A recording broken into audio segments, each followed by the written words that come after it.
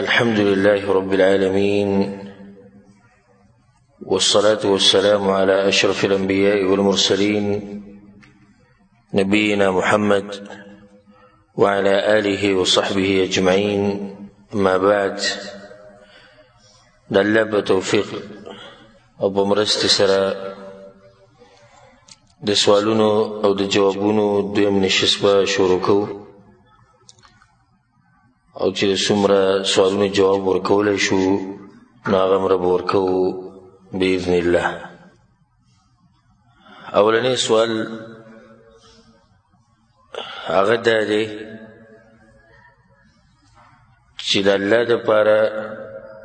یا د پیغمبر صلی الله علیه وسلم دپاره د عشق دا ټکی استعمالول دا څنګه دي؟ داسې ویل چې زه د الله سره عشق کوم یا د پیغمبر سره عشق کوم، یا الله عشق کوي د دې کار سره یا پیغمبر صلی الله علیه وسلم. او که دا وی منئ نو بیا ما ته وایي چې بیا ته ولې پښتو کې د مینې ټکی استعمالوي؟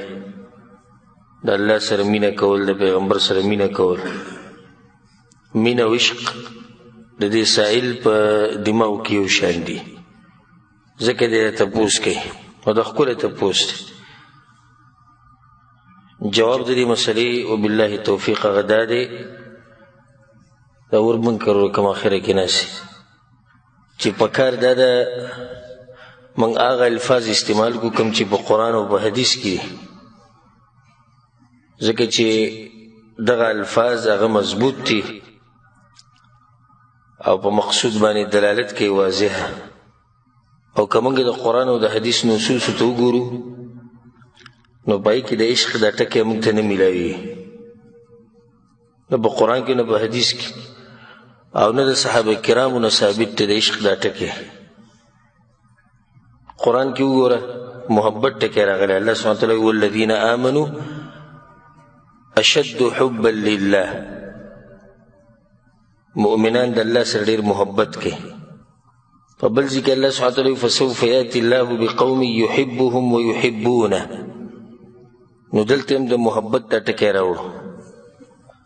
دغه شان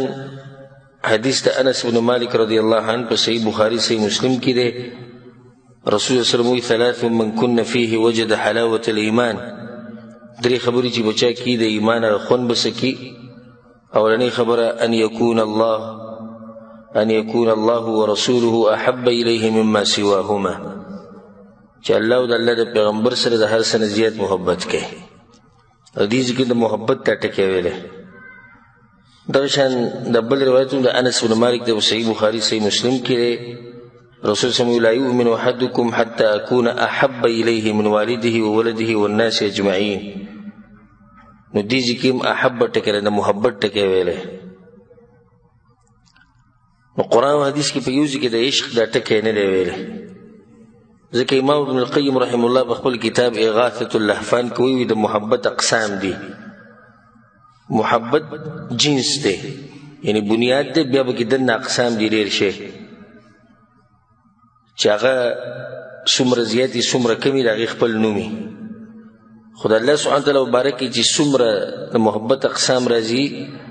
نو هغې ته یا محبت ویلی کېږي، یا ورته عبادت ویلی کېږي، یا ورته عاجزي ویلی کېږي، خو د عشق دا ټکی پکې نه دی شمار شوی. حالانکه عشق چې دی دا هم د محبت یو قسم دی. فرق دی که محبت کې هغه دا دی چې عشق هغه محبت ته وایي چې هغې کې د شهوت هم اثر یي، دې ته عشق وایي. نو والعیاذ بالله د الله د شان پورې دا نه ښایي چې موږ وایو چې د الله سره عشق کوم، یا الله وایي چې زه د فلاني کار سره عشق کوم، یا پیغمبر د دې کار سره عشق لري، یا موږ د پیغمبر عاشقان یو. دا عشق ټکی په خپله چې د چا فطرت برابر یو خو متعصب وي چې نه زمونږ مذهب کې شته او زمونږ فرقې والی وایي نه دا به یي، خو چې د چا فطرت برابر وي هغه هم د عشق ټکی نه خوښوي. خیر دا ټکی ما ته ښه نه ښکاري، که ده ته معلوم هم نه وي چې دې استعمالول حرام دي او که نه دي، خو بس زړی ویروي دا ټکی ما ته برابر نه ښکاري. په دې کې جمهور العلماء دا غوی دا قول لی چې الله سبحانه تعالی مبارکی به دا نه وي نه به د پیغمبر صلی الله علیه وسلم مبارکی وي او ولي وي نه به وي نو یو وجه دا ده چې قرآن او حدیث دا ټکی نه دی استعمال کړی دویمه وجه دا ده لږ ساعت مخکې ما ووایي که نه ان العشق محبه مع شهوه عشق هغه محبت ته وي چې د هغې سره شهوت وي بعض صوفیه لکه زموږ په ملکونو کې شتي ده بریلیان قبوریان صوفیان د دوی دا قول دی چې دا ویل جایز دي او د هغوی دا خبره کمزورې ده نو داسې ویل چې زه د الله سره عشق کوم د پیغمبر عاشق یمه د ټکي برابر نه دی استعمالول نه وي پکار ځکه امام ابن ابوالعز رحمه الله وی هغه د محبت مرتبې ذکر کړي ومه څه ده عشق محبت په مرتبو کې ومه مرتبه هغه عشق دی او هغه عشق هغه محبت ته وي چې انسان پکې د حد نه اوړي هغه محبت ته وي د حدود نه پکې کراس کېږي نو الله مبارک دا موږ نشو ویلی نه د پیغمبر مبارک ویلی شو ځکه چې دې سره شهوت وي حاصل د خبرې دا شو چې عشق ټکی د الله په حق کې او د پیغمبر په حق کې ویل څه دي جایز دي که نه جایز نه دي جایز بیا راځو دې خبرې له چې بیا زه ولې په پښتو کې دا خبره کوم چې مینه ورسره ساتو محبت ولې نه وایو جواب مینه دا ترجمه ده د محبت او محبت ټکی په اصل کې د کومې ژبې دی اردو دا د عربۍ دی اردو کوم ځای کې دی اردو کې خو د پیار وایي دا خو د عربۍ ټکی محبت د دې پښتو هغه مینه ده خو بیا چېرته چې تاسو داسې اورېدلي لکه موږ عام استعمالو چې پلانې په خپلو بچو مین دی وایي که نه وایي که نه محبت ورسره ډېر کوي محبت ټکی نادرا څوک وایي صحیح پښتو کې چې خلک یې نو پلانې په بچو باندې مین دی بچو سره ډېره مینه کوي او پلانې د مور پلار سره ډېره مینه کوي خندي سم چې ته اورېدی چې پلانې د دې بچو باندې ډېر عاشق دی دوی سره عشق ډېر کوي یا د مور پلار سره عشق ډېر کوي نو په مینه کې او په عشق کې فرق دی عشق دا ټکی دغه جدا دی هغې سره شهوت او د مینې دا ټکی چې دې سره شهوت نه وي سړی زه مور پلار سره مینه کومه د دې سره څه شهوت دی یا یو سړی زه په خپلو بچو مین یمه عموما موږ دغه وایي په بچو باندې مین یمه بچو سره محبت کومه دا لږ استعمالي خو بچو باندې مین یمه دا عام استعمالي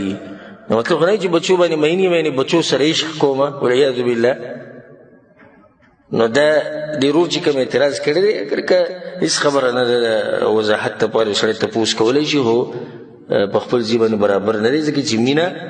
دا ترجمه د محبت ده والله اعلم د هغې نه بعد ورور سوال کړی دی او دا ناشنا سوال کړی دی ورور دا ویلي په سوال کول چې خفه کېږم زما په سوال باندې زه نه خفه کېږم په سوال باندې خو چې دومره یي چې د ادب په دایره کې دننه یي نور چې څه قسمه سوال د چا په زړه کې راځي کولی شي ما ته معلومي جواب در کوم نه معلومه صفا به ته ما ته پته نشته خو د ادب په دایره کې دننه سوال دا دی چې ستا د بیانونه او ستا د درسونه موږ ګورو ډېرې مسلې ته موږ زده کړې ښکاره دا شو چې زموږ د مونځونو داسې چې دا ټول پالتو وي دا سوال دی نو زما عمر 50 کاله دی او 15 کالو نه سړی مونځونه شروع کړي وایي سره 15 کاله شو تقریبا یعنې 15 کاله چې ما که مونځونه کړي دي دا ټول باطل دي نه دویمه خبره وایي د هغې وجه دا دی چې ته په خپله وایي چې حنیفه صاحب دا ورو سوال دی حنیفه د امام صاحب نوم دي بعضو کسان له نه ورځي خو به داسې نښتې پورې د امام ابو حنیفه رحمه الله چې ته امام ابو حنیفه نه پوهېږي او ته امام مالک نه پوهېږي او ته امام شافعي نه پوهېږي او ته امام احمد بن حنبل رحمه الله نه پوهېږي نو چې دا دوی څه بیان کړي دي بیا خلکو ته دریم سوال د ده په دې سوال کې چې ستا پخواني مونځونه خو هم بیا ټول باطل دي ځکه چې ته به هم د اول نه خو حدیث اهل حدیث او سلفي نه وي خو ته هم حنفي وي بیا وروسته لدې شوی نو ستا مونځونه خو هم پالتو دي بیا ټول. جواب د دې مسلې وبالله التوفیق هغه دا دی اول خو د منځدي مسلو له راځو بیا به د نورو خبرو له راځو. د دې یو نیم سړي هسې خوښه یي چې ما ته ووایه چې ستا مونځونه نه دي شوي او د دې یو نیم سړي هسې هغه اوبه خړوي که نه لکه زما دا مور پلار کافران وو تا ته چا ویلي چې کافران او ستا نیکه ته چا کافر ویلی دې ځکې خبره زما او ستا روانه ده ما او تا خبره کوو د قرآن او حدیث په رڼا کې ته صرف خپل پلار او نیکه پکې راچې خو موږ خو د اوسه پورې چا ته دا خبره نه ده کړې او چاته غلطي خو وه د دې مطلب دا شو چې یعنې دا د مور پلار او په نیکونو باندې فتوا لګول دي یا ده ته ویل دي چې ستا تېر شوی ژوند ټول تباه شوی دا خبره موږ چاته نه کړې. کوم مونځونه چې سړی په جهالت کې وکړي او د یو مسلې نه خبر نه وي هغه مونځونه د الله نه په الله باندې ګمان دی او د الله نه امید دی چې انشاءالله الله به یې قبلوي او د هغې بیا کولو ته ضرورت نشته او په هغې باندې دلیل دی. یو دلیل خو بدا دی چې الله په قرآن کې وایي ربنا لا تؤاخذنا ان نسینا او اخطأنا یا الله موږ په دې مه رانیسه که چې ته موږ نه هېر شي یا موږ خطا شو. بل حدیث امام ابن ماجه رحمه الله راوړی د ابوذر غفاري د حدیث دی رسول صلی الله علیه وسلم وایي ان الله تجاوز عن امتي الخطا والنسيان الله زما د امت خطا او نسیان بخلي ده دا سړی خطا او هېڅ خبره نه د دین واضح دلیل به د خیمه صحیح حدیث دی او معروف حدیث دی او موږ څو پیرې ویلی دی رسول وسلم په جومات کې ناست او یو کس راغی مونځ یې وکړو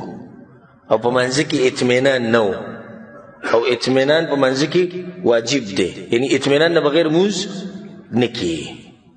راغی په رسول صلی پسې سلام یې پوهچ او رسول صلی ورته اذهب فصلي فانک لم تصل تا مونځ د سره کړی دی لاړ چې بیا وکړه په دویم پیر بیا په دریم پیر بیا آخر کې دغه وایي په دریم پیر بیا رسول الله والذي بعثك بالحق لا احسن غیر هذا فعلمني یا رسول الله ما ته بل څه نه دي معلوم دغه راته معلوم تېره ته وښایه رسول صلی الله علیه وسلم ته ورته ووایي چې اطمینان به په منځه کې ساتي. متفق علیه حدیث دی دا په صحیح بخاري صحیح مسلم کې دا حدیث دې کې ډېر ښکلی دلیل دی هغه دا دې سړي چې دا کوم مونځ وکړو دا ډېر پخوانه کوي ګورئ او رسول صلی الله علیه وسلم ورته ونوي چې تېر شوي مونځونه بیا وکړه ویې ورته نه څه چې شوي دغه شوي خبر نه خو اوس دا کوم مونځ چې دي وکړو دا غلط او نه ده ووایي چې یا رسول الله یو بل سبا پالتو دي الاړو تباه شو نه یا رسول الله نه دي معلوم راته ته راته وایي دا طریقه لاړ بس په حقه باندې شروع کړه نه که تا ته چېرته یو عالم د قرآن حدیثه مسله راوباسي چې دا مسله ستا غلطه ده وروره او ستا په دې غلطه باندې مخکې دا ګمان و چې دا صحیح ده نو اوس یې اصلاح وکړه الټه ته به عالم ته څه وایي چې ښه یو هغه تېر شوي جولاړو تباه شوه زموږ پلار نیکه جو کافران وه اجو مشرکان وه دا خو هسې پالتو خبرې نو دا ډېر ښکلی دلیل دی ځان سره یاد ساتئ چې دې سړي په منځه کې یو واجب شی پرېښودی واجب او هغه اطمینان دی مطلب چې د مخکې چې کوم مونځونه کړي په هغې کې هم دا واجب کار پکې نه و واجب پکې نه واجب نو رسول صلی الله علیه وسلم چې مونځونه بیا وکړه نو ډېر ورته موږ دا وایو چې مطمئن اوسه او چې ډېرو کسانو ته دا اشکال په زړه کې پروت دی دا شبهه ورسره دغه ټولو ته موږ وایو چې مطمئن اوسئ که ستاسو شوق یې د مونځونو د بربادولو بیا ځان له فتوې ورکوئ چې برباد شوي دي خو موږ الحمدلله د اوسه پورې چا ته دا نه دي ویلي چې ستا تېر شوي مونځونه هغه ټول برباد شوي دي داسې وایو چې یو سړی خبر شي یو کار په منځه کې لازم دی قرآن او حدیث په رڼا کې خبر شي ښې واوري بیا یې نه کوي بیا دی قصدن عمدن کوي د حکم بیا جدا دی چې یو سړی نه خبر عالم ورته خبره بیانه کړې ده مولوي صاحب مفتي صاحب د ده پې ښه ګمان و چې ما ته صحیح مسله بیانه کړې ده پې عمل کړی دی انشاءالله الله به د عمل قبلوي. بیا دویمه مسله دا ورور وایي چې ته وایې چې امام ابو حنیفه نه پوهېږي امام مالک امام شافعي امام احمد حنبل دا سراسر بهتان دی او الله به دې خبره ګواه ده او بیا زموږ دا ملګري او چې څوک زما درسونه اوري او څوک به کینه ګواه چې اوسه پورې ما دا خبره کړې نه او زه څوک یم چې زه به دا وایم چې دوی سره علم نه و زما دومره مقام دی چې زه به دا غټو انسانانو مبارک چې دوی سره علم نه و دوی نه پوهېږو موږ به یو ځای کې دا خبره نه ده کړې او بار بار دې خبرې ته ضرورت نشي اوس ورانه وخت ډېر والي چې موږ دا وایو چې دې امامانو موږ له دا تربیت را کړی دی چې کوم ځای کې صحیح حدیث ملاو شي په هغې عمل کوي بس قرآن او حدیث پسې ځئ موږ به یو ځای کې دا نه دي ویلي چې دوی نه پوهېږي دا خبره که دا روري کوي که بل څوک کوي که بل څوک کوي دا سره بهتان دی. درېیمه خبره وایي ستا منځونه خو به هم نه شوي. نو جواب د هغې دی چې الحمدلله زه پیدا شوی سلفي یم، زه راوړېدلی نه یم سلفیت ته، زه پیدا شوی سلفي یم. او الحمدلله الله سبحانه وتعالی زموږ والد صاحب په ژوند کې برکت واچوي. دا مخکې نه اهل حدیثو سلفیو زه چې پیدا شوی یم په دغه منهج یم. ځکه ما یو پیر لمونځ وکړي یو کس راته ووایي تا د پلار نیکه نه چې راته تپوس کړی چې ته څنګه لمونځ کوې، تا چې نوي طریقه ته کوې. ما اوس به دې څه په کوم سپین ږیری ما هغه پلار نیکه راته داسې ښوولی ښه وایي تاسو پکې ټول ورغلي یې زه به بیا صحیح ده. زه مې د په دې خلاص کړي چې دی اوس په وکې او دلایل او کوم چې ځوانان دي تعلیم یافته دي هغو چې په وکې نو سم یو اوږده اوږده تقریرونه به ورته کوي نو بیا هم کیدی شي چې خبره ده چې ویې مني. نو بیا سپین ږیري په وکول خو ډېر ګران کار دی الا من رحمه ربي چې الله پرې رحم وکړي او سینې یې کولاو کړي حق ته نه بیا اسانه ده. الله یې زموږ سینې حق ته کولاو کړي. والله اعلم. د هغې نه بس سوال ډېر ور کړی دی چې استخاري مونځ دا څنګه په څه طریقه باندې د استخاري د منځه مسایل دا خو تفصیلي مسایل دی خو مختصر به تاسو ته بیان کړو. استخاره په اصل کې په اصطلاح کې د مطلب طلب الاختیار یعنی یو شی غوره کول. مطلب دا چې زما د سوچ او فکر او اراده هغه شي ته واوړي چې د الله خوښه ده، دې ته استخاره وایي. یعنی دعا غوښته چې یا الله زما د زړه یو طرف ته مطمئن کې چې ته پرې راځي. او د علماو په دې باندې اجماع ده چې د سنت طریقه ده. صحیح بخاری کې د حدیث جابر رضی کان النبي صلی الله علیه وسلم يعلمنا الاستخاره في الامور كلها كما يعلمنا السوره من القران. رسول صلی الله علیه وسلم ته استخاره په هر شي کې هوا. او د افسوس خبر ده چې نن سبا استخاري ډېر مسلمانان خبر هم نه دي. نن سبا به کې نوې طریقه راوتې زموږ د ملکونو کې چلیږي. ټلیفون به وکړي پیر صاحب ته او مولوي صاحب ته زما دپاره یو استخاره به کې وکړه. زه هغه صحیح د مولوي صاحب ته بیا راشه زه بیا راشه مطلب ځان سره سره وړه استخاري غوږي په نهر خېټه باندې هم نه کېږي بل سړي له استخارې کوي. لکه مطلب دا چې ته ما ته ټلیفون وکړي چې زه واده کوم ته دغه جنۍ ګورې چې ښکلې ده که نه ده واده ته کوې جنۍ په ما باندې ګورې. دلته یو مولوي صاحب پکې یو دوکهباز وی خلکو له دوکې مو ورکړې هغه د خلکو به ورته ټلیفونه کوو چې لکه ما خوب لیدلی نه ده به ورته وایي صاحب ټلیفون بند کړه زه اودس وکړم نه بیا به ورته لږ څه بعد بیا ټلیفون وکړو مولوي صاحب صبر وکړي 2 رکعته لمونځ وکړو هغه به دا اعتماد شو دا چې بس اسمان نه راکوشش کړي چې اودس یې به سیم وکړو او 2 رکعته لمونځ یې به سیم وکړو چې دی به ګوره څه تعبیر راوباسي. بیا چې به په زړه کې سره تلو هغه به یې ووایي خو لږ راسړی به مطمئن کړو چې ګوره زمونږ هغه جعلي او نقلي کار نه دی چې بس تعبیر موږ پسې 2 رکعته لمونځ هم کوو اودس پسې هم کوو. د دا ټول پالتو خبرې استخاره به پخپله کې څوک د چا دپاره استخارې نه شي کولی ځکه چې ته دا غواړې چې ستا زړه مطمئن شي په یو خبره الله به ستا زړه مطمئن کوي که نه د هغه به مطمئن کوي. نه دا غلطه طریقه ده چې کومه رایجر ما پسې هم دی خلک راشي راته ووایي زه داسې اراده مې کړې دې کار ته که استخاره وکړم زه چې استخاره کار ته اراده تا کړې یو استخاره ته وکړه نو زړه به زما مطمئن کېږي که ستا دا به مطمئن کېږي. اوس د دې جواب راکړه نه دا کمزوري خبره ده. جابر دغه حدیث کې دا دي چې کوم په صحیح بخاري کې دی رسول صلی الله علیه وسلم اذا هم احدکم بالامر کله چې په تاسو کې څوک د یو کار اراده وکړي و دې کې د یو فایده ذکر کړمه په هغه کار کې استخاره کېږي چې هغه مباحي په واجب او په حرام او په مکروه په دې کې استخارې نه کېږي. لکه اوس زه استخاره کومه چې د قرآن د تلاوت وکړم او که نه یا زه استخاره کوم چې سهار منزل لاړ شم او که نه یا استخاره کوم چې د حج وکړم او که نه یا استخاره کوم داسې بل کار کې یا استخاره وکړم چې د سګرټ وڅکه ښه او که نه به یې ښه. نو په حرام او په واجبو کې استخارې مباح کې کېږي مکروه کې هم نه کېږي. مکروه مطلب چې نه کولې غوره دي او واضحه نه کولې غوره دي داسې کیدی شي چې یو کار سنتي یعنی نه واجب دی نه مباح دی او نه مکروه دی او نه حرام دی خو سنت طریقه یعنی غوره طریقه ده داسې کیدی شي چې دوه کارونه جمع شي او دواړه سنتي او ته استخاره دې دپاره وکړې چې کم یو پکې مخکې کمه بیا صحیح ده او په واجب کې کله نه کله استخاره کیدی شي مثال لکه یو سړی حج له ځي او خبر شو چې په لاره باندې ډاکوان راوتي دي او دنیا حاجیانو نه مالونه واغوستو صاحب پکې مړه م کړو استخاره وکړه چې آیا دې کال له وکم که نه را روان کال له وکمه دا هم کولی شي او دا مې تاسو ته د فایدې لپاره دا خبره ذکر کړه او زما مطلب دا نه چې ډېرو سوالونو جواب ورکړم او په دې مو خوشحالېږو مطلب دا چې تاسو پوه شئ بس دغه مقصد دی او الله به دې خبره باندې ګواه نه ځکه زه کوشش کوم چې په خبره کې خبره راوباسو چې دا مسلمانان وروڼه او خویندې ټول ښه پوه شي الله سبحانه تعالی موږ په قرآن او حدیث باندې پوه کړي بیا دلته بله مسله ده یوه مشوره ده بله استخاره ده استخاره به مخکې کې که مشوره به مخکې کې دي کې د علماو اقوال دي راجح قول او واضح او مضبوط هغه دا دی چې د استخارې نه مخکې به مشوره کې او مشوره به د نیکانو او د هوښیارو خلکو سره کې اوس مثال کې ته لاړې په یو بېدینه پسې نه الله پېژني نه الله پیغمبر پېژني هغه نه مشوره لري نه هغه به د لازم داسې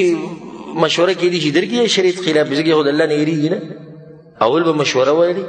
د هغې نه بعد استخاره وکړه اوس د الله سره انسانانو نه د هوښیارو خلکو نه د مشوره اوس الله ته خبره پرې چې الله څه وایي نو رسول صلی طریقه ښولې ده او مختصر دغه ده ما تاسو ته چې دې خپل احکام دي هغه بیا په خپل ځای کې چې ته بیانو رسول صلی الله چې کله تاسو کې څوک دی یو کار اراده وکړي فلیرکع رکعتین من غیر الفریضه دوه رکعته لمونځ دې وکړي د فرضو نه علاوه ورته چې فرضو پسې استخاره نه کېږي دا خو دې حدیث نه واضح شو دې دپاره به دوه رکعته جدا کې ثم ليقل بیا به کې دا دعا ووایي اللهم اني استخيرك بعلمك واستقدرك بقدرتك واسألك من فضلك العظيم فإنك تقدر ولا أقدر یا الله زه استخاره کومه ستا د قدرت تانه سوال کومه ستانه ستا فضل غواړمه فإنك تقدر ولا أقدر ته کولی شي موږ یې نشو کولی ستا طاقت شتي زموږ نشتي وتعلم ولا أعلم تا ته پته شتي موږ ته پته نشتي وأنت علام الغيوب او ته په پټو خبرو باندې معلوم اللهم إن كنت تعلم أن هذا الأمر یا الله که دا کار د هذا الأمر کې به دغه کار ووایي دلته هذا الأمر به دې ورته کې چې عامه خبره خپل کار به ووایي خیر لی فی دینی و معاشی و عاقبت امری یا الله که دا کار زما دپاره خیر پکې په دنیا کې او په آخرت کې او انجام خیر فاقدره لی ویسره لی یا الله زما دپاره احسان کې ثم بارک لی فی بیا پکې برکت واچ اللهم وإن كنت تعلم أن هذا الأمر شر لي في ديني ومعاشي وعاقبة أمري یا الله که دا کار اغنون به واخر دا کار زما دپاره شری په دنیا کې او په آخرت کې او انجام خانه فاصرفه عني واصرفني عنه يلا زمان واړه او ماتي واړه واقدر لي الخير حيث كان ثم ارضني به او یا الله په کوم ځای کې چې خیر یا غمه به قسمت کا او ما به بیا راځي کا دا به دوه رکعات چې وکړو سلام دی وګرځو دا غینه به دعا غواړي بعض علما وایي چې د حدیث کې داري چې دوه رکعات په اخره کې نو دا چې کله د تشهود پوره کې تحیات پوره کې درود وي بیا به دعا وي بیا به سلام وګرځي نو دوه جایز دي کدي سي کې او کدي سي کې او کوم چې مشهور طریقه هغه ده چې سلام به وګرځي او بیا به دعا وغواړي دا یاد کړئ د دعا ځان سره او که چاته یاد نه نو د کتاب نه هم کولی شي کتاب چې ځان سره لاس کې ونیسو د دعا وي نو هم دا جایز دي او د هغه وخت پورې چې د عربۍ دا کتاب ته پیدا کې یا په د عربۍ باندې ځان پوه کې یا د دعا یاد کې نه هغه وخت پورې پښتو کې انشاءالله ویلی شي خو د هغه وخت پورې دا نه چې همیشه طریقه شي غوره دغه ده چې دغه دعا یاده کې کومه چې راغلې ده په حدیثونو کې بیا په آخره کې یو مسله یا دوه یو پر سړي استخاره وکړه او زړه مطمئن نه شو بیا یې وکړه بیا مطمئن نه شي یو طرف ته بیا یې وکړه او بیا یې وکړه دا بعضو وروڼو دا مطلب چې یو پیر سړی وکړي بس بیا به ټقه او پړقه او کار به کېږي نه یو پیر دې وکړه څه نتیجې ته ونه رسېدې بیا یې وکړه بیا یې وکړه او بار بار یې وکړه بیا اخرنی مسله هغه ده چې عوامو کې دا خبر مشهوره چې الله به د خوب کې سخی او د دې خبر هیڅ سند نشته بې سنده خبره کیدی شي الله د خوب کې وښي دا کیدی شي خبره کیدی شي بغیر د خوب الله ستا زړه او کار ته مطمئن کی نو همدغه موږ غواړو چې الله ستا د زړه یو طرف ته مایله کی او ستا په زړه مطمئن شي نو انشاءالله دا الله له طرف نه چې په دې کار کې به خیر وي نو د استخارې د مانځه طریقه وه او مختصر یو څو مسلې والله اعلم. دریم سوال هغه دا دی چې آیا یو سړی په 2 رکعتونو کې یو شان صورت ویلی شي او که نه لکه په اولني رکعت کې سورة فاتحې نه بعد مثال کې سورة الفلق ووایي په دویم رکعت کې سورة فاتحې نه بعد بیا سورة الفلق ووایي دا جایز دی او که نه؟ جواب بالله توفیق هغه دا چې بالکل جایز دی او دلیل په دې باندې امام ابو داود رحمه الله دا حدیث راوړی دی چې رسول صلی الله علیه وسلم صحابي وی انه سمع النبي صلی الله علیه وسلم هغه اورېدلی د رسول صلی تلاوت يقرأ في الصبح د سحر په منځ کې اذا زلزلت الارض في الركعتين كلتيهما سورة الزلزله رسول صلی په اولني رکعت کې ویلې او په دویم کې ویلې سورة الزلزال اذا زلزلت الارض زلزالها په اولني رکعت کې په دویم کې بیا صحابي پته نشي چې رسول صلی الله علیه وسلم یې کو نه دا کار په قصد شي کړي نو شیخ البانی رحم الله وی چې هغه بل خو د حدیث سند حسن کړی بیا وی چې ظاهر دا چې رسول صلی قصدن دا کار کړی دی لپاره چې امت ته پته ولګي چې دا کار هم جایز دی. تشه په دې باندې هغه بل دلیل هم دی په صحیح بخاري صحیح مسلم کې هغه معروف حدیث دی عائشه رضی الله عنها وی چې رسول صلی الله علیه وسلم سکسان ولېګل او د هغوی سره یو کسو چې هغوی به امامتي کوله هغه به هر رکعت ختمو په کوم صورت باندې په سورة الاخلاص باندې بیا رسول صلی ته پوښتنه کې دیوري دا کار کوي هغه وی چې د الله صفات پکې دي زما د صورت خوښ دی رسول صلی ته جواب ولور کوي چې الله هم تاسو ډېر محبت کوي نو د دلیل له دې باندې چې یو صورت تکرارولی شي په 2 رکعتونو کې خو دې دا مطلب نه چې قرآن مه یادوه د افسوس مقام دا دی چې زمونږ عمرونه 50 کاله 40 کاله شپېته او یا کاله او هغه ته صرف 3 سورتونه یادي یا 4 ورته یادي او یا دغه قل هو باندې کوي بیا راشي په دې منځ کې خوند نشته کوم ځای کې خوند راځي موږ خو دلته مسله دا بیان کړې چې په یو منځ کې سره 2 سورتونه ویلی شي که نه شي یو شان خو د یو منځ مسله شوه 2 سورتونه د 50 کالونو لېږي دلیل په دې باندې چې یعنی د علم کمی دی په من کې د قرآن سره محبت کم دی د قرآن سره شوق نشته کوشش کوئ چې ډېر سورتونه یاد کړئ چې د هغې د لاسه بیا ستاسو په منځ کې به خوند راشي او په دې هکله د عرب د عجبونو ډېر مخکې دي ډېر مخکې دي چې کم عربی جاهلي که نه سم جاهلي د اخرني سپارو ته یادوي چې سم جاهلي او چې به پکې لږ پوه وي هغه ته د 3 سپارې یادي او بیا داسې ځه دې خلکو شوق دی زمونږ شوق چې دغه کم دی والله اعلم. 5م سوال دا دی چې یو سړی د نایي چاپ ته ورشي او ګیره وخوري نو دا ویښته غورځول جایز دی او که نه؟ جواب بالله توفیق ناشنا خبره ده بلیډ دې براخ کو د اوس د دې غم راغستی چې غورځول جایز دی او که نه دا ډېر ناشنا سوال دی اوس یې غورځولی شم او که نه نو چې دومره په مینې نه بلیډ دې بولې راښکودو دومره چې مینې قنچي د تورې نیولې ده اوس درته پوښتنه کوي چې کډر ته ګزارلی شم او که نه او ډرام ته ګزارلی شم او که نه د رسول صلی وسلم دا طریقه دا د خپو لاندې راشي او په کډر کې ولیږي سړي ته څه شرم نه ورځي ناولنۍ مسله خو دا دی چې ګیره خریل حرام دي او دا مسله خو ځای په ځای ما بیان کړې ده هغې ته رجوع وکړئ ځکه چې په دې کې تشبه دی د مشرکینو سره مشابهت دی د اهل کتابو سره د مجوسیانو سره د ډمانو سره د زنانو سره د اجړاګانو سره د ټولې خبرې پکې دندې دي دې د لاسه ګیره خریل څه دي حرام دي په ګیره خریلو باندې اتفاقي فتوا د علماو چې دا څه دي حرام دي اختلاف په دې کې دی چې د یو موټي نه زیاته شي نو دا کټ کول جایز دی او که نه په دې کې اختلاف دی په دې کې اختلاف نشي چې خریلې څنګه دي خریل خو اتفاقي مسله چې خریل نه دي جایز او په هغې کې مراجع خبره ده چې ګیره به بالکل نه وړه کې او ویښته د ګیرې غورځول په دې کې څه ګناه نشته. اگر که غوره دا دي چې دا نوکونه او د ګیرې دا ویښته دا سړی په یو ځای کې ښخ کړي، اگر که غوره دا دي. خو که یو سړی ګزار کړي نو انشاءالله به یې کې به څه حرج نه ځي، د دې باندې څه دلیل نشته چې دا دی د دې لاسه ګناهګار شو. او دی به ورسره څه کوي چې بلیډ پرې راکاږي او هغې کې هغه کریم لګېدلي او ته وایي چې دا به ګزاري نه څه به ورسره کوي؟ دا به دی څنګه را جمع کوي؟ په کار ورځ را کار د اول نه ونه کړي. بیا داسې کې دا خبره به کې مخې ته چې دا څوک چې ګیره خوري دا نایي دی په دې حرام کې د سره بلکل شریک ته به دې ګناه کړي. او دا نایي او دا چاپ والا چې به دې باندې کومې پیسې ګټي دا هم حرام دي. د الله نه دغه کسان ویري کوم چې چاپ دا دکانونه دي او د خلکو دا ګیرې خوري په خپلو بچو باندې حرام مه خوروئ، په خپله حرام مه خورئ. ویښته واړه کوئ، برید ترې واړه کړئ که څه صحیح ده. اوس دا چې ګیرې وړې کوي او ګیرې خورئ نو دا حرام کار د ځان ساتي. او داسې ناشنا خلک دي چې په زور یې باندې لرې کوي، په زور. او بعض پکې داسې بې شرمه خسته دي ګیرې ته به ګوري چې داسې داسې تازه ګیرې نه چې د اوس پرېښودې ده، بیا به هم لاس وړلی وي وړی نه کړم. یعنې په دغه 5 ریالو کې دا وړه کوي، خو دا ګناه کوي. الله نه یره پکار ده. نو دا ټول په دې حرام کې یو شان شریک دي. والعلم عند الله.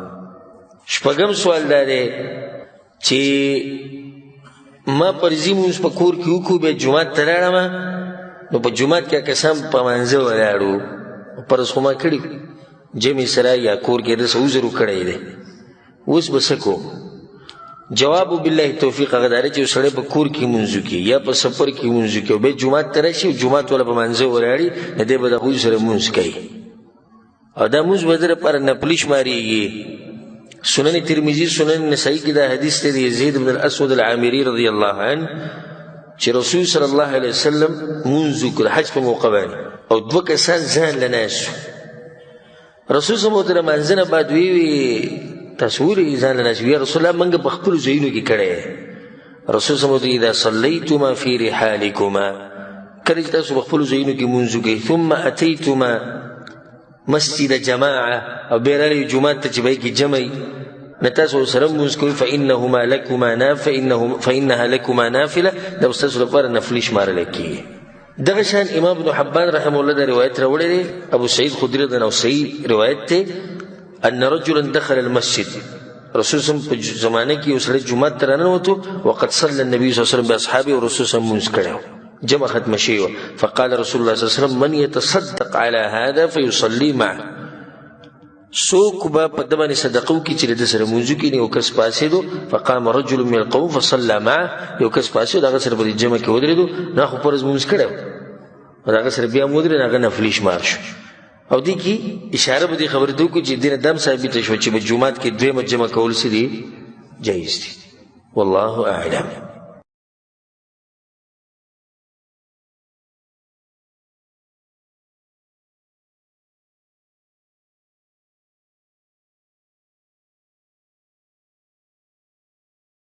د هغې نه بعد سوال دا دی چې کله زه فرض مونځ وکړمه او بیا د هغې نه بعد نفل کومه، نو آیا دا مستحب دی چې زه دا ځای بدل کړمه د دې دپاره چې زما دپاره بیا ګویي وکړي دا ځمکه؟ جواب د دې مسلې دا دی چې او دا مستحب طریقه ده چې ته به فرق راولې د فرض مانځه په منځ کې او د نفلي مانځه په منځ کې. او غوره فرق راوسته دا دی چې یو سړی د نفلي مونځ او د سنت په کور کې وکړي، دا غوره طریقه ده. فرض مونځ دې وکړو، ذکر او اذکار وکړه، او زه خپل ځای ته هلته چې دی سنت وکړه، دا ټوله غوره طریقه ده. خو که دا نه وي نو بیا په خبرو سره هم فرق راتلی شي. دغه شان ذکر او اذکار دې وکړو، کافي ټایم ناست، او دغه شان دا ځای بدلول. که حدیث کې دا راځي رسول الله صلی الله علیه وسلم وایي چې معاویه رضی الله عنه حدیث دی، وی رسول صلی الله علیه وسلم موږ ته دا امر کړی چې کله تاسو مونځ وکړئ نو بل مونځ ورسره تړئ مه، یعنې وصل کوي ورسره مه، تر دې چې یا خو تاسو له جومات نه یې وتئ یا هم خبرې نه یې کړي، بیا صحیح ده. دغه شان په بل حدیث کې راځي د ابو هريره روایت دی، امام ابو داود رحمه الله راوړی دی. رسول صلی الله علیه وسلم ایعجز احدکم اذا صلى ان يتقدم او يتأخر او عن يمينه او عن شماله. په تاسو کې یو سړی دومره وي نشي کولی چې فرض لمونځ وکړي او د هغې نه بعد سنت کوي، یا دې مخې ته شي یا دې شاته شي یا دې خی ته شي یا دې ګس ته شي. دا حکمت خو معلوم شو چې په دې منځونو کې فرق راشي. بهر نه څوک راشي او د جومات والا ته به خپل هم پته ولګي چې دی چې اوس دا کوم مونځ کوي دا نفل فرض نه دی بلکې دا سنت دی یا نفل دی. بهر نه چې څوک راشي ته هم پته لګي. او شریعت دا طریقه ده چې د عبادتونو په منځ کې فرق راولي. تاسو خیال کړی وړي کې اختر منځلی چې ځې نو سنت طریقه سره د هغې نه مخکې به څه کې کجوره به خورې. دا د دې لپاره چې فرق راشي چې څوک دا ګمان ونه کړي چې دا اوس هم روژه ده نو کجوره وخوره بیا ځه. دغه شان رسول صلی الله حدیث کې څه وایي د رمضان د میاشتې نه مخکې ورځ دوه د شکیانې روژې به نه نیسئ. د دې لپاره چې فرق راشي چې دا وخت لري دغه عبادت نه دی صبر هغه د هغه ځای نه شروع کېږي. نو دا د شریعت طریقه ده. او یو حکمت پکې علما دا ذکر کوي چې څومره ستا دا ځایونه بدل شي نو دا ځمکه به د قیامت په ورځ ګواهي ورکوي او دلیل په هغې باندې دا دی یومئذ تحدث اخبارها والله اعلم. اتم سوال دا دی وایي چې دا بعض کلاړیان په کرکټ کې یا په فوټبال کې چې کله کرکټ خو کی یا ګولونه مولونه ډیرو کې فوټبال کې نو بیا سجده لګوي دا جایز دی او که نه؟ جواب وبالله توفیق هغه ده چې نن سبا چې دا کومې لوبې کېږي دا کرکټ دا فوټبال والیبال چې سب بلا ده دا ټول له لعب پالتو کار دی او په غالبنو کې دننه حرام کار کېږي. دې کې خو څه شک نشته لکه عورت ښکاره کېده د زنانو تصویران سندرې کنځلې بدې ردې پیسې پې خوړه ظلم کول او قسمه قسم کارونه په دې نن سبا په لوبو کې دننه کېږي چې هغه په چا باندې پټ نه دي. نو یو خو سړی لګیا په حرام کار کې. زه دا نه یم چې لوبې بنیاد حرام دی. ما خبره دا وکړه چې نن سبا چې کومې لوبې کېږي اوس کېدای شي فوټبال حرام شي دی او حرام کار دی لاسه خو فوټبال بنیاد حرام نه دی. یو سړی سهار کې راووتو ملګري ورسره دي وزي کې ځان له منډه وهي بال ورسره دی په لته باندې اخو دی خو کوي دی هېڅ خبره نه چې د شریعت نه پې نه منع کېږي حرام کار پکې نه کېږي هېڅ خبره نه کوي. بدن ورسره ښه کېږي ساه به یې زیات شي. خو د نن سبا چې کلاړیانو دا کم جنګي اغوستي دا د زنګنانو نه بری عورت ښکاره کېږي جنکۍ ناستي په دې کرسو باندې د هغو تصویران بار بار خویه کېږي سندرې پکې لګېدلي نور پکې هم د حرام کارونه کېږي. نو د دې دلاسه دا لوبه حرامېږي اگر که د لوبې هغه بنیاد حرام نه وي نو په دې مسله باندې پوه کېدي چې نه چې بهر څوک وځي او بیا وایي چې ده فتوا ورکړه چې یو لوبه هم جایز نه ده. یو سړی چې دا لوبې کوي کرکټ دی یا والیبال دی یا فوټبال دی او حرام پکې دننه نه وي او د الله د دین نه نه منع کېږي او د الله د شریعت نه نه منع کېږي عبادتونه یې نه خرابېږي نو بیا هېڅ خبره نه کولی شي. خو دا نن سبا چې کم کېږي موږ د دې خبره کوو. نو په دې کې بیا ګول کول یا په دې کې چکې او چوکۍ ډېرې لګول او یا په دې کې کلاړیان اوټ کول دا څه داسې نعمت نه دی چې د دې لپاره ته سجده ولګې. سجده شکر خو د یو غټ نعمت دپاره کېږي. دا اوس تا ګول وکړو داسې ناشنا نعمت ته چې ته دې لپاره سجده لګې نو دا پکار دا ده چې د دین چې کوم شاعر دي کومې نښې دي هغه د دې ځایونو نه بچ وساتلی شي. بل دې ته پکې نه ګوري چې ګوره قبله کوم طرف ته او دې ته پکې نه ګوري چې دې اودس شتي او که نشتي او دې ته پکې نه ګوري چې دې پکې وایي څه خو بس یو وایي خو خلکو ته چې بهی زموږ دا طریقه ده موږ سجده ورکړو موږ خوشحاله شو. او د رسول صلی الله علیه وسلم په زمانې کې لوبې شوي دي مقابلې شوي د صحابو په منځ کې خو په یو ځای کې هم دا نه دي ثابت چې چا پکې چې ته ګټلې ده هغه به یې سجده لګولې ده. حالانکې د هغو هغه لوبې خو بلکل سوچه پاکې لوبې وي پای کې د سره حرام یو بل سره منډه به واله یا سونه به ځغلول یا غشي به ویشتو یا د لامبلو مقابلې به کولې چې لامبو به څنګه څوک به تیز ځي بلکل صفا لوبې وي د هغوی د حرام خو بیا هم هغوی چې د سجده شکر په دغه ځای کې نه دی کړی والله اعلم. نهم سوال هغه دا دی او دا ښکلی سوال دی چې دا بعض خلک دا وایي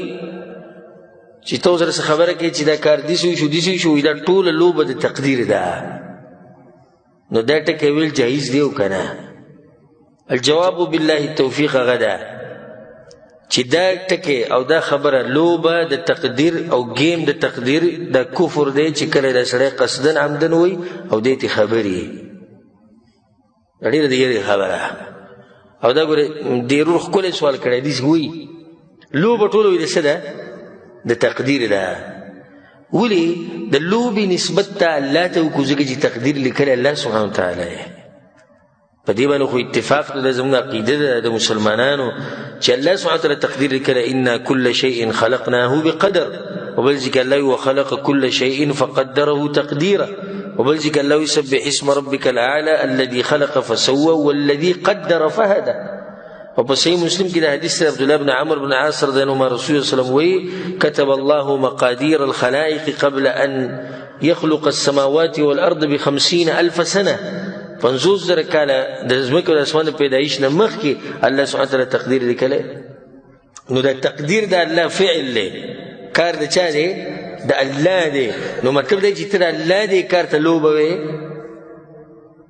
بل تقدیر په خپله هېڅ نشي کولی. دا خو الله سبحانه وتعالی لیکلي چې څه خیر راځي څه شر راځي، خوشحالي ده غم دی مالداري ده غریبي ده، چې څه دي دا د الله سبحانه وتعالی طرف نه وي. نو داسې ویل چې دا لوبه ټوله د تقدیر ده او دا گیم ټول د تقدیر دی، دا بېادبي ده د الله سبحانه وتعالی. عام عوام د دې نه دي خبر چې دا کفریه خبره ده، نو هغو ته به نصیحت کي. او چې څوک یې قصدن عمدن وایي نو والعیاذ بالله دی به د اسلام نه هم خارج کېږي. والله اعلم. د هغې نه بعد دا سوال دی چې یو زنانه په یو کس پسې ورشي او هغه پې دم اچوي او دا کس شړوني، نو دا سړی د دې ښځې په سر باندې لاس ایښودی شي او که نه؟ او دغه شان دا ښځه د ده سره یوازې کېناستی شي او که نه؟ الجواب بالله التوفیق هغه ده چې په شریعت کې دا دم اچول دا شتي خو د خپلو شروطو په رڼا کې هغې دپاره خپل شروط دي. دا نه چې زموږ ملکونو کې څوک داسې غریب شي کنه لږ یو به ځان ته دا میلیونه میلیونه غاړې ته واچوي ځان له یو ځای کولاو کړی، دا خلک راماتي.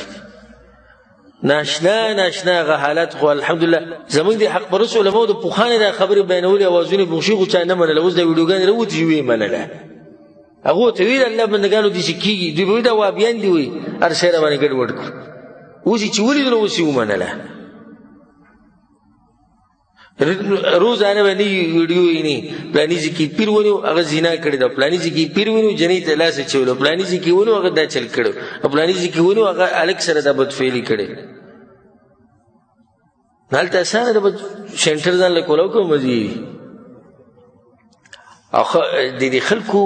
یعنی دا مسله د خلکو ته ډېرې راځي او د خلکو هم دا خبرې ډېرې خوښې کوم ځای کې داسې ملا دی کوم ځای کې داسې پیر صاحب دی، خصوصا د زنانو ته. ځکه چې زنانه په سر دړ لاشي هم چا پې څه کړي، که په سر یې دړ لاغې نو دا به چا څه کړي، پلانې راغلې او هغې ما ته وکتو پلانې داسې وکړو دا. او اکثر دا زنانه دروغ هم وایي، دروغ وایي په ما باندې چا څه کړي دي او ځان دغه کړی به دې دپاره چې څوک مې چیړي نه څوک مې تنګوي نه خو آخرت څه وایي نه. او زمونږ ملګري دي علما هلته په ملک کې هغو سره چې کښېنم د هغه ناشنا قیسې راته بیان کړي، ناشنا قیسې چې داسې زنانه راشي ځان یې بلکل اچولی. موږ وایو چې دا خطرناکه مسله دی ده، بیا چې پته ولګي هغه ټول دروغ دوکئ. نو دا دم شتي په شریعت کې، خو د دې خپل شروط دي چې دا مقام د هغې د بیانولو نه دی. خو یو پکې دا دی چې کوم سړی چې دم اچوي هغه له پکار ده ان یتصف بتقوى الله سبحانه وتعالى، چې باقي به تقوا وي د الله سبحانه وتعالی، یریږي به د الله نه، د الله خبرې به مني، د څه نه چې الله منع کړی دی هغې نه به ځان بچ ساتي، د شیطان په جال کې به نه راځي. ځکه چې دا فتنه ده، شیطان دې ته په زړه کې دا واچي، دا وسوسې ورته واچي چې نه دا خو د خیر کار په دې طرف په شیطان په ده باندې راشي. داسې ډېرې شوي دا قصې شوي. نو پکار دا ده چې دا زنانه چې کله په چا پسې ورځي او هغه پې دم اچي لازم به د دې محرم د دې سره دننه کښېني، لازم به ورسره کښېني. او دا چې داسې ووایي که نه چې دا پرېږده پوهېږي چې ده کې څه حرامیتوب شته دغې چې یو سړی د الله نه هېرېږي یو تقوا پکې د هغه څه کار دی چې زنانه سره یوازې کښېني څه کار دی هغه دې سره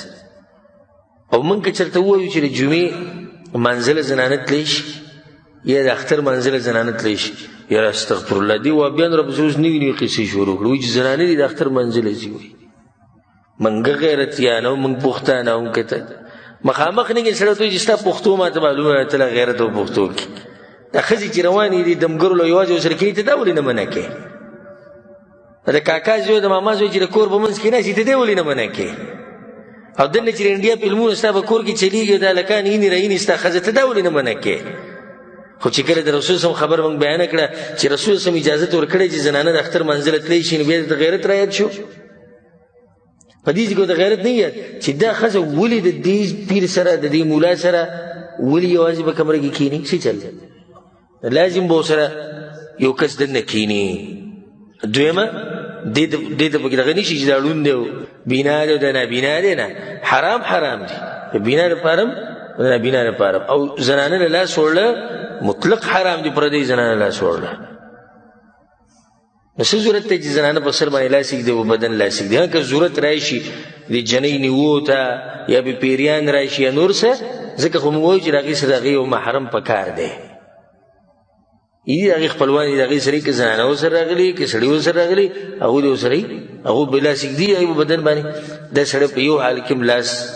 نشي ایښودی که ړوند دی که بینا دی که نابینا دی والله اعلم د هغې نه بعد بل سوال دې سره تعلق ساتي وایي په ټلیفون باندې دم اچول څنګه دي الجواب بالله توفیق هغه دا دی چې نن سبا خو ناشنا طریقې راوتې څوک په انټرنیټ باندې دمونه اچوي او څوک په ټلیفونونو اچوي او یو پکې هغې راوتې هغه تسپیج یې داسې کې لیدلی هم دی که نه هغه د خلک یې تباه و برباد کړو او ټولو ته ویلي وي بوتل یې هغو ځان سره وړي اوبه وایي سرونه دې کولاو کوي وایي دغه د روان دی دم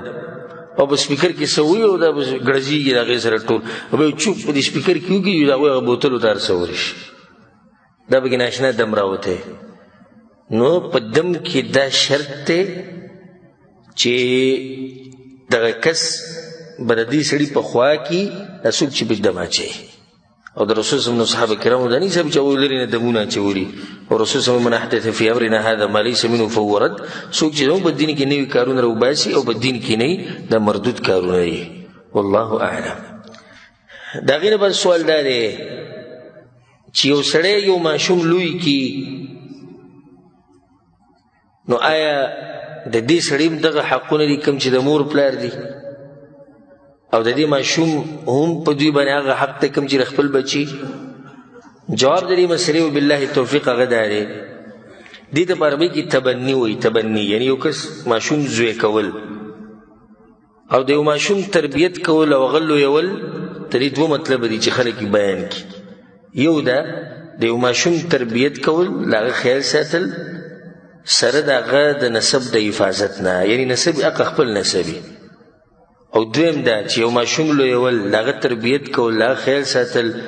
د هغه د نسب بدلولو سره دا حرام دي او کله چې شریعت راغی نو شریعت دا خبره واضحه کړه چې دا کار په اسلام کې نشته زید رضی الله عنه هغه ته به څه ویلی کېدو زید بن محمد دغه شان سالم د ابو حذیفه رضی الله سره ودی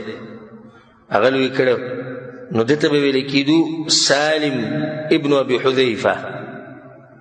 کله چې الله سبحانه وتعالی دا خبره باطله کړه چې نه د دوی د پلارانو نوم به دغه کوي هغه به ذکر کوي الله وایي ادعوهم لآبائهم د دوی نسبت چا ته وکوي پلارانو ته وکوي هو اقسط عند الله د عدل خبره ده فإن لم تعلموا آباءهم او که تاسو چې د پلاران نه معلوم فإخوانکم فی الدین ستاسو ورونه خو داسې نسبت کول چې زوی د پلاني دا خو ته ټول نسب او قوم او هر څه ختمې بل ته نسب دا خبره یې معمولي نه زموږ د خبر زموږ د خلکو د ګپ شپ ښکاري ولې ځکه چې ګوره د نسب د لاسه ډېر احکام ثابتېږي د تی مسله د غېږې مسله چې دی به لویوي څوک تربیت به څوک ورکوي په ده به خرچه څوک کوي د میراث مسله د قصاص مسله چې راشي په هغې کې د نسب ته ضرورت راځي غلا په غل باندې چې سزا خیږي په هغې کې د نسب ته ضرورت راځي دغه شان ګوایانو کې د ځان له احکام دي او نور ډېرې مسلې ستاسو وړه خبره خو نه ده چې ته دا ووایې چې پلانې زوی د پلانې په شریعت کې ډېرې مسلې اوس په دې لپاسې جوړېږي نو دا خو نشي کېدی الله په قرآن کې څه وایي وما جعل ادعیاءکم ابناءکم دې کومو خلکو چې تاسو په خوله باندې ویلي چې دا زموږ زامن دي نو دا ګوره ستاسو زامن نه دي زامن خو لا پرېږده زموږ پکې وایي دا ځوان شیر به د کور په منځ کې ناستي خپله به باندې چورې لکه دا پردی سړی دلته څه کوي دا چې زما ښځې ورته ورور ویلی ده وایي وروڼه به کوم جوړېږي صرف زامن نه دي او دا ټول پالتو خبرې پردی سړی په کور کې ناست ورور یې ورته ویلی مزید داسې خو موږ ټول وروڼه خویندې ولته مسله د نسب ده په دې باندې احکام جوړېږي له پاسه نه دا اولنۍ طریقه د یو ماشوم تربیت کول هغه لویول هغه سره احسان کول ښکلې طریقه ده خصوصا چې دا ماشوم یتیم وي څوک یې د ساتلو نه الله په ډېر اجر ورکوي سره د دې چې نسبت به یې چا ته کوي هغه هغه پلار ته به یې کوي او خلکو ته به دا خبره واضحه کړي چې ګورې دا زما زوی نه دی ګورې دا به پټه نه ساتي او که داسې وي چې نه دا زموږ زوی دی او نسبت یې ځان ته کوي نه دا دی حرام کار کوي او دا زنانه د کومې زنانه سره چې دا ماشوم لوی شو که دې د هغې په محارمو کې نه نو دا به دې ګوره پردم کوي او که جنۍ یي دا سړی به دې ځان لرې ساتي او دا جنۍ به دې سړي نه پرده کوي د هغه د بچو نه به دا پرده کوي نو دا هېڅ معمولي خبره نه ده چې چا ته دې ووایي چې دا زما زوی دی او بس دی زوی شو نو د دپاره دغه دا مور پلار پر ده باندې داسې حق نه دی د کومو چې ساتلی لکه څنګه چې د خپل مور پلار دی دغه شان د دې الک په دې خلکو باندې چا چې لوی کړی دی هغه حق پې نشتي کوم چې د بچي په خپل مور پلار باندې او په میراث کې حصه رسي نه رسي میراث کې حصه نه رسي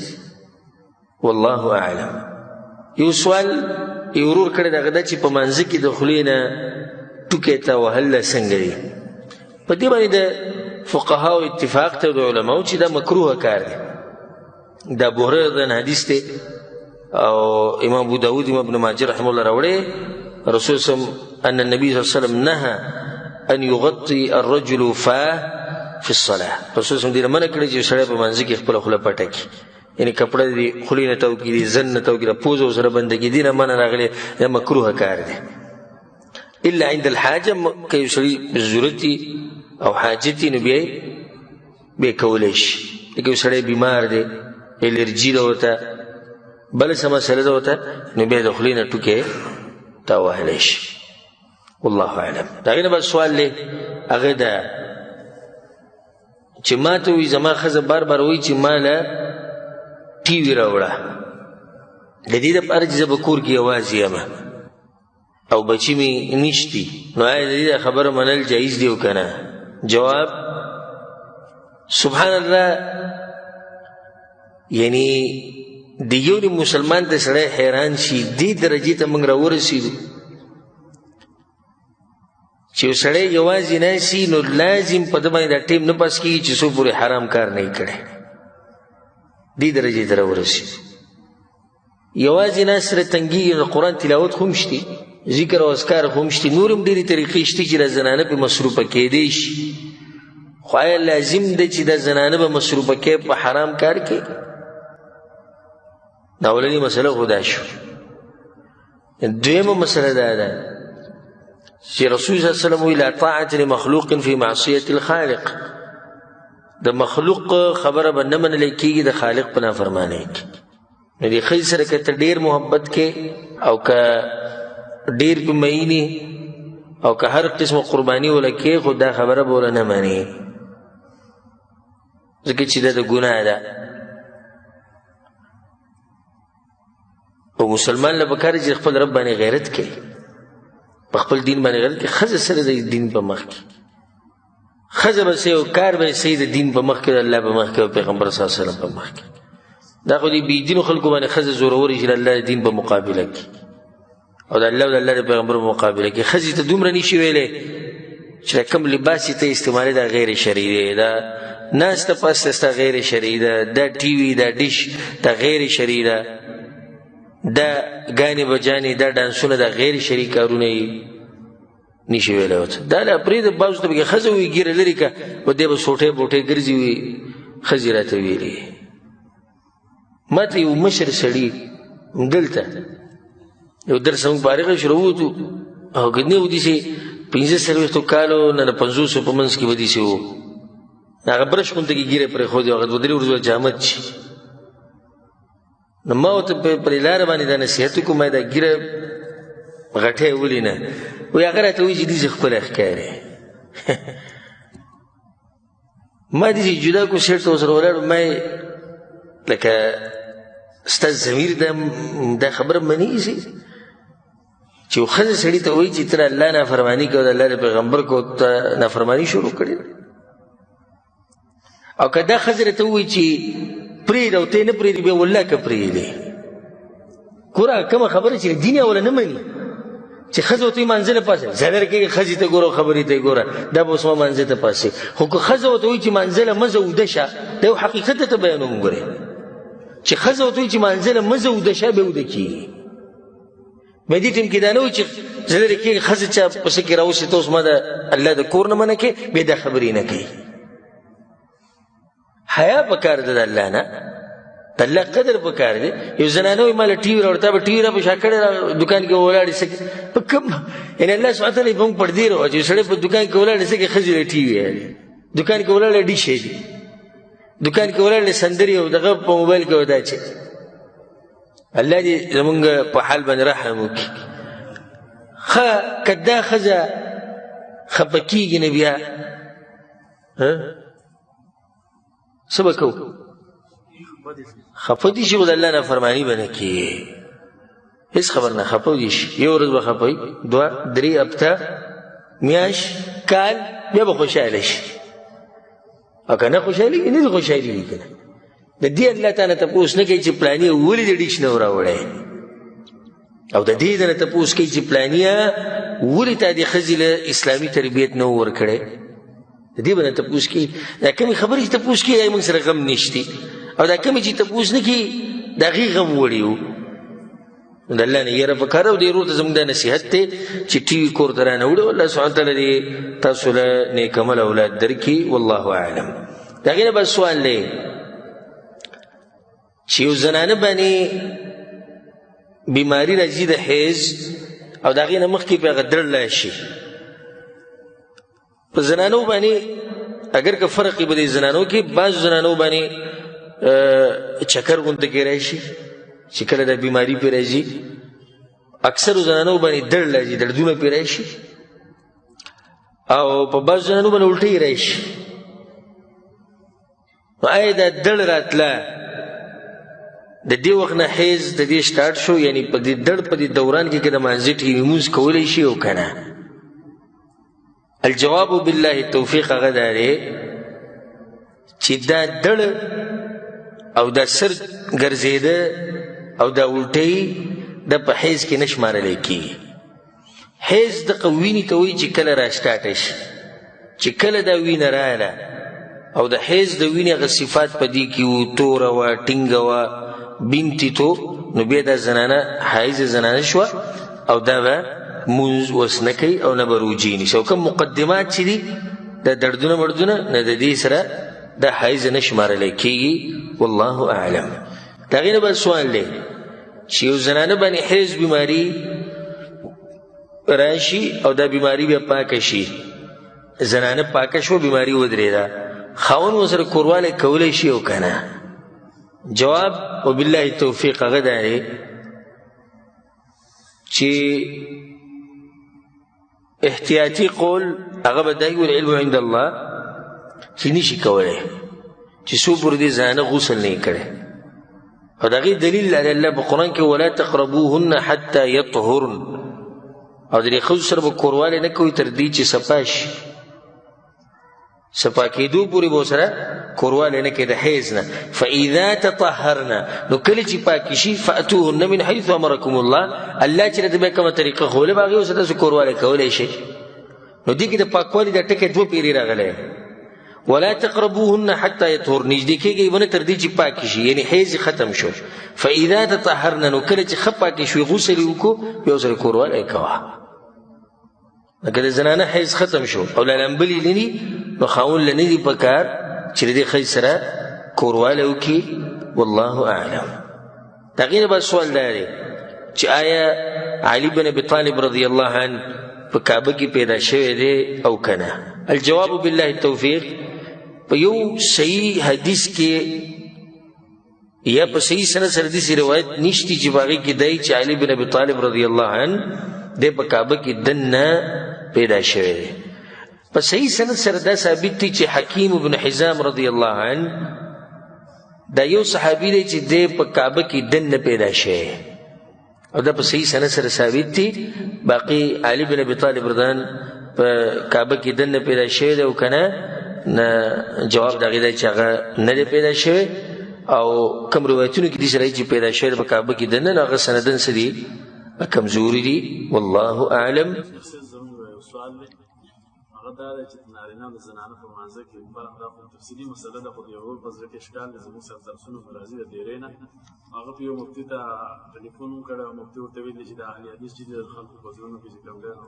ګاډي وړي خبرې اچي تاسو خیال کوئ د ښځې او د سړي په منځ کې ډېر فرق دی په دې باندې. نو په کار خدا ده د دې ورو د سوال له تاسو واورئ چې لکه سړی او د نارینه په منځ کې د زنانه او نارینه په منځ کې فرق نشته. د خوازه خبره موږ بار بار بیان کړې خو چې ورور دی هغه چې د مولا ته ټلیفون کړی دا مولا ته ډېر فرقونه دي پکې. په کار دی چې دغه ورور دی مولا ته وایي چې یو ذکر کا بے دلیل، بل ذکر کا بے دلیل، دریم بے ذکر کا بے دلیل. زه خو لنډه دا وایم د بعضو خبرو اوږدو خبرونه دا لنډه خبره ده د عوامو په دې زړه کې خلګي او په دماغ هغه ده د دین او بل مضبوطه خبره نه وي چې داسې عالم نشتی چې هغه دې په صحیح سند سره ثابت کړي چې د سړو او د ښځو په منځ کې فرق دی. زه دومره کولا وایم چیلنج دی. یو دلیل دې څوک راوړي په صحیح سند سره، یو دلیل. زموږ څه کار موږ خو ګرځو، موږ ته خو اهل حدیث ویل کېږي هم دې لپاره چې په حدیثونو پسې ګرځو. نو حدیث ته راشي صحیح حدیث او موږ دې نه بیانوو، صحیح حدیث ته راشي موږ دې په عمل نه کوو. خو دغه ورور ته زما دا ګزارش دی چې دغه مولوي صاحب ته دې ووایي برای کرم وایي ته داسې کار وکړه چې په دغه دلیلونو کې یو څو دلایل ماته وښایه خو چې صحیح سند والی په دې شرط او بیا دې ما له راوړي او زه به د هغې جواب وکړم چې د څه حالاتو کې دی. والله اعلم. په دې کې د علماو اختلاف دی. محققین علما بعض دا وایي چې د اختر په منځ کې چې د رفع الیدین کې دې سره تکبیر سره رفع الیدین په دې باندې دلیل نشته. زما چې خپل ځاني زړه کوم دلایل ته مطمئن هغه دی چې عبدالله بن عمر او د نورو صحابه کرامو په صحیح سند سره ثابت دي چې اختر په منځ کې به هغوی د تکبیر سره رفع الیدین کول. او دغه شان یو حدیث عام حدیث دی رسول صلی الله علیه وسلم په باره کې راځي چې هغه به د هر تکبیر سره رفع الیدین کول. نو په یو حدیث کې سره دا الفاظ راځي لکه اوس راوایي چې هر تکبیر نو بیا خو سجدې نه چې دې سره او سجدې نه چې راپاسې دې سره. نو یو حدیث کې سره دا الفاظ راځي وایي هر تکبیر سره به رسول صلی الله علیه وسلم رفع الیدین کول کم تکبیرونه چې به قبل الرکوع د رکوع نه مخکې. نو د جنازې د تکبیرونه او د اختر د تکبیرونه هم د رکوع نه مخکې. نو صحیح خبره به ده انشاءالله چې دې سره رفع الیدین کول پکار دي. والله اعلم.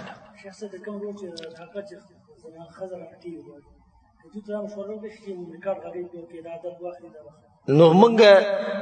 چې کوم جواب ورکو هغه لنډ جواب مختصر که تفصیل له په دې ورشو طریقې د دې چې ته خپله ښځه مصروفه کې ای کې یو طریقه دا رقم چې دې روز ذکر کړه او ښکلې طریقه ده. نن سبا الله سانتیا پیدا کړې ده میموري کارډ والی او هغې دپاره کوم شي کې چې د میموري کارډ لګي واړه واړه راوتي وړکي سیز کې راوتي په جیب کې وي ښودی شي او دا ورکړي او ورته وایي چې په دې کې یو بیان اول ورځ به هغې ته لږ ګرانې په دویمه به ورته ګرانې په درېیمه بیا به ورسره ورو عادت شي. نو دا یو ښکلې طریقه ده. دا شان دا هم طریقه ده چې قرآن دې زده کوي، تلاوت دې اوري، د خپل قرآن دې صحیح کړي، چې ته کتاب دې مطالعه کوي، ذکر او اذکار دې کوي. ډېرې طریقې دي. والله اعلم. او دا یو سوال دی چې زمونږ یو رشته دار دی او هغه صفا مسلمین دي او ورور یې حدیث دی او هغه وفات شو نو د هغه جنازې نه ده کړې د دوی باره کې ته څه وې د دوی باره کې به زه څه وم دا دغه دین دغه مسلمانانو سره تعلق نشي جنازو له نه ځي جوماتونو ته نه ځي مسلمین ځان ته وایي وایي موږ المسلمین یو واضح شوه چې دا المسلمین دي نور څه دي کافران دي ټول دا رجسټر مسلمانان دي به د دوی سره په کور کې رجسټر پروت دی چې څوک یې پکې ور واچوي او څوک یې ترې وویستو او ځان له مشر ټاکلی د هغه سره به بیعت کې او دا یو څو دي خصوصا په دې کراچۍ کې او دې علاقو کې ډېر دي لږ نور دا سره شتي نه نو دوی نه سوال دا پکار دی چې ستاسو دا کوم مشر چې د چا سره چې بیعت کېږي او چا چې دا جماعت جوړ کړی دی المسلمین نو ستا نکاح خو د دوی سره بیعت نه و کړی بیا خو هغه هم کافر و او ستا دا مشران چې څومره تېر شوي دي ټول کافران وو ځکه چې یو هم ستا د مشر سره چې وشتي هغه سره هېچا هم بیعت نه دی کړی دویمه خبره رسول صلی د حق په باره کې دا ویلي دي چې حق به الله د دنیا ګوټ ګوټ ته رسوي او ستا د جماعت په کراچۍ کې پروت دی په پاکستان کې دی په سعودي کې دې موږ ته څوک المسلمین وښایي که نه په مصر کې دې څوک وښایي په سوډان کې دې څوک وښایي په اردن کې دې څوک وښایي په کویت کې دې څوک وښایي انګریزانو ملکونو کې دې څوک وښایي خو دا یو څو کسان په دغه ځای کې پراته دي او دا وایي په حق دي د حق یوه نښه دا ده لږ به یي خو څه به یي په هر ځای کې به یي هر ځای کې به ته د حق پرست ملوي خو لږ به یي خو دا نشته حق کې چې لږ به یي او په یو ځای کې به یي نه بیا خو مطلب دی چې حق صرف په یو ځای کې الله نور ځایونو ته سر رسولی نه نو المسلمین دا ګمراه خلک دي او دوی مسلمانانو ته کافران وایي او صرف ځان ته مسلمانان وایي د دوی ګمراه کن عقاید دي د هغې نه ځان ساتل پکار د مقام د هغې د تفصیل نه که چې د الله سبحانه تعالی ماله موقع راکړه او د ګمراهو فرقو د تذکره چې ته موږ تفصیلا شروع کړه نو په هغې کې به انشاءالله موږ د دې المسلمین جماعت تذکره هم کوو والله اعلم